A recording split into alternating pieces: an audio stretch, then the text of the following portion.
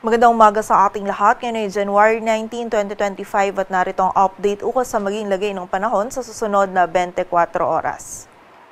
May kita natin ngayon dito sa ating satellite animation na wala na tayo gaanong kaulapan na nagdudulot ng mga pag-ulan sa malaking bahagi ng ating bansa. Ngunit ang northeast monsoon o amihan ay nakakaapekto pa rin dito sa bahagi ng Luzon kung saan magdadala pa rin ito ng maulap na kalangitan na may mga pag-ulan dito sa may silangang bahagi ng Luzon. At ngayong araw ay magiging mataas din yung tsansa ng mga isolated na mga pag-ulan, pagkidlat at pagkulog dito naman sa silangan at katimugang bahagi ng Mindanao. So pag-iingat po para sa ating mga kababayan sa posibilidad ng mga pagbaha at pagguho ng lupa. At sa kasalukuyan ay wala tayong minomonitor or namamataan pa na bagyo or low pressure area na maaaring makaapekto dito sa ating bansa.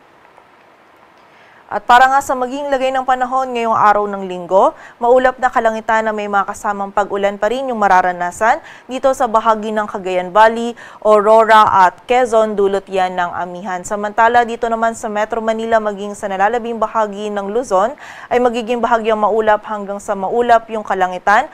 Medyo malamig pa rin po yung panahon na mararanasan lalong-lalo na dito sa area ng Northern Luzon at meron pa rin tayong posibilidad ng mga isolated na mga pag-ulan na dulot pa rin ng amihan. Agwat ng temperatura sa Metro Manila ay mula 23 to 31 degrees Celsius.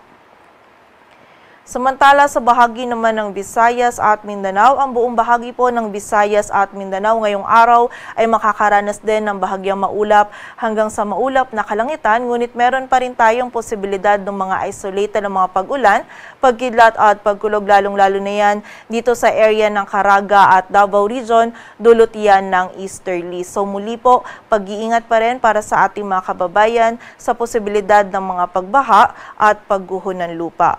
Agwat ng temperatura sa Cebu ay mula 26 to 31 degrees Celsius at sa Davao naman ay 24 to 33 degrees Celsius.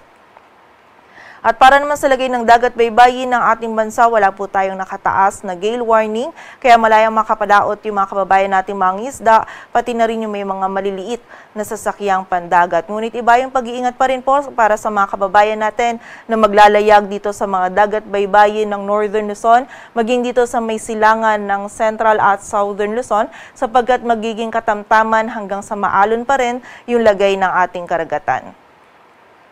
Dito sa Metro Manila, ang araw ay sisikat mamayang 6:25 ng umaga at lulubog mamayang 5:49 ng hapon. Patuloy po tayo magantabay sa updates na ipapalabas ng Pag-asa at para sa mas kompletong impormasyon, bisitahin ang aming website pag-asa.dost.gov.ph. At yan po muna ang latest dito sa Weather Forecasting Center ng Pag-asa. Grace Castañeda, magandang umaga po.